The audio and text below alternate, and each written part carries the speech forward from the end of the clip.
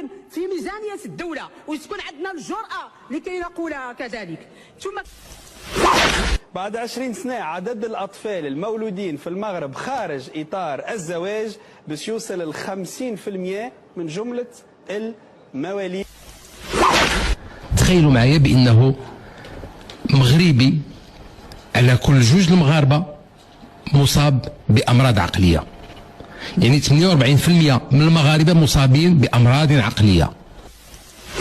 على مستوى العالم ينتج الحشيش 97 أو 96.5 تقريبا في المية منه ينتج في منطقة المغرب.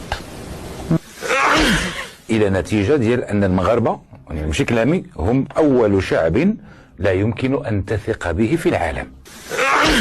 دراسة أخرى كتقول بأن المغاربة من الشعوب الأقل أمانة وصدقا ونزاهة. حيث أشار تقرير أصدره البنك الدولي في الآونات الأخيرة أن ربع المغاربة إما فقراء أو يواجهون خط الفقر.